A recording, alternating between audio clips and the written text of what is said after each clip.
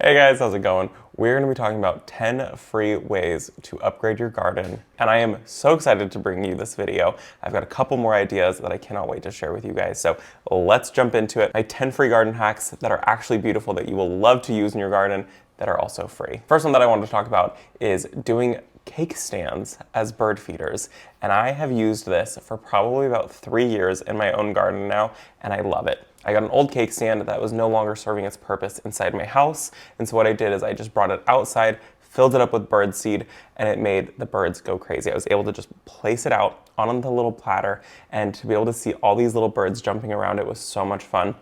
We had at one point about 20 birds enjoying the cake stand, and it was just magical. So cake stand, no longer serving its purpose inside the kitchen, and use it as a beautiful way to be able to feed the birds. My second tip is to use an old terracotta pot or any pot that has a saucer and use that saucer as a lid.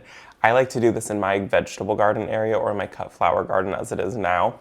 And I have an old terracotta pot that I keep all of my clippers, I'll keep gloves, I'll keep tags, I keep all the things that I need in the garden in that one area that I'm constantly losing in an old terracotta pot. Take the saucer, put it right on top of it, and then you have a way that all of your stuff is protected from rain or from sun. Nothing's going to get to it. And then I've always got my clippers, my pruners, my gloves, everything that I need right there in one place. The third option is always fun because I love to do this. It's repurposing old containers. I was actually gifted this old trash can. It was something that somebody was going to throw away, and I said, don't you dare. And I went ahead and I took it and I turned it into a planter.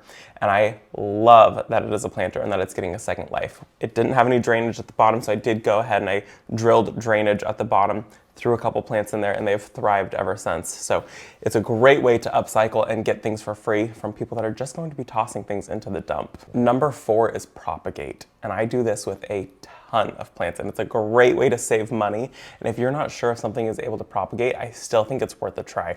That is how I learned how to propagate. I took clippings of an old coleus that was gonna die in the winter time anyways, and I took a couple cuttings, put it in some water, threw it in my windowsill, and all of a sudden it grew roots, and I was obsessed with propagating plants. I had way more plants than I ever needed. It's a great thing to do in the fall time right before a frost comes.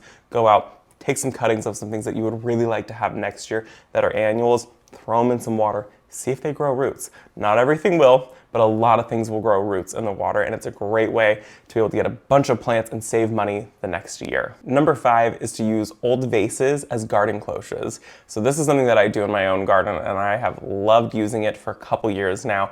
I get questions about it every single time because I will use mason jars and I will use old vases that we are no longer using. Take them, flip them upside down, put it over some plants that I've planted out a little bit early to make sure that they don't die in a frost. So this is going to really extend my season in my growing zone.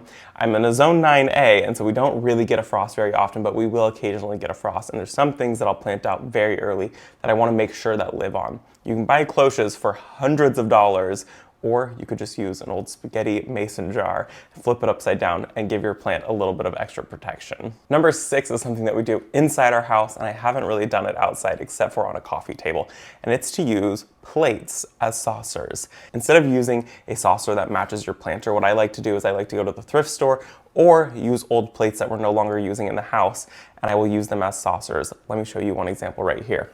This pothos right here has a beautiful terracotta pot, and finding terracotta saucers is very easy. The problem with terracotta saucers is that they absorb the water and then they spread it out, and it doesn't actually protect your surface unless you're getting terracotta saucers that are sealed on the inside. So what I like to do is just grab some ceramic plates, and I like to just use these. The water is not going to go anywhere, it's not going to seep through, and they will last absolutely forever. And I think it adds a little bit of charm. I like to find ones that are a little bit more decorative, and I usually can find them at the thrift store for less than $1 a piece.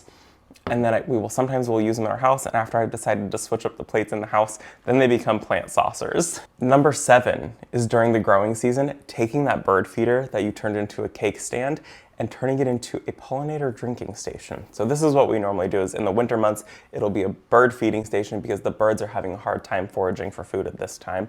But in the summer and spring months, there's plenty of stuff for them to eat. And so we try not to feed them during the spring, summer, and fall months. There's enough for them to eat. You don't want them to have to become reliant on you. So what we will do is we'll turn it into a drinking station for our pollinators that we want to attract into our garden. You take your plate stand, throw a couple rocks on it from the garden, and you fill it up with water daily, making sure that all of your little pollinators have a place that they can crawl out and a place that they can get lots of water.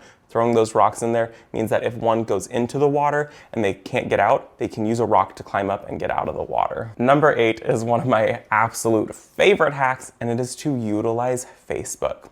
So we went and we found a whole bunch of bricks, and I am so happy that we found these bricks. We got them for free from Facebook. Somebody was doing a renovation and they wanted all of these bricks gone. They said, come take as many or as little as you would like. And I loaded up my vehicle with as many bricks as I could possibly find.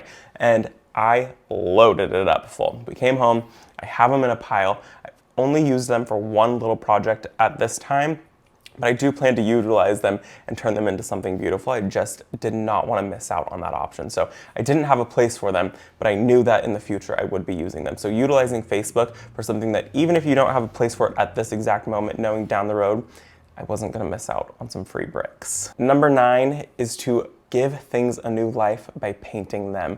And we have a ton of extra paint from all these little projects that we've done over the years on this house.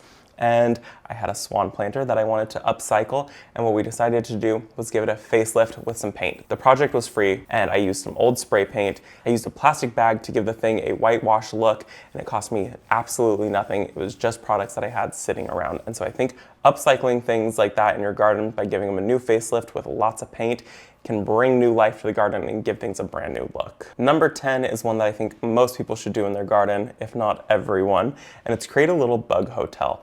I love the idea of a bug hotel, except you can find them online from anywhere from $20 to $150 for a bug hotel, and I think that that's a little bit ridiculous. So what you can do is you can go into your backyard, find some sticks, find some twigs, find these little things, find some leaves, some pine cones, and shove them in a box. And put that box somewhere tucked away. That way it's not sitting in the sun, it's not sitting in the water, somewhere that it's shaded and protected. And what that's going to do is give the beneficials in your garden a place to hide during the day. And I think that that is so important to add to your garden. Bring a little place for all of these beneficials that you really truly want and make sure that they can stay nice and safe. We have some old bamboo stakes that we've used, and you just shove those in there. It gives a great place for the woodcutter bees to go in and hide and make their little babies that they need. And woodcutter bees are a great pollinator into your gardens. So definitely add a bug hotel into your garden, especially because you can do it for free. Don't be paying $60 for a bug hotel. So those are all of my tips and tricks, my 10 free garden advice that I suggest you do in your garden to add some big impact. You will thank me later. Make sure you're following along for more garden tips and tricks just like these ones. Thanks for visiting our garden, and I'll see you all in the next one. Bye, guys.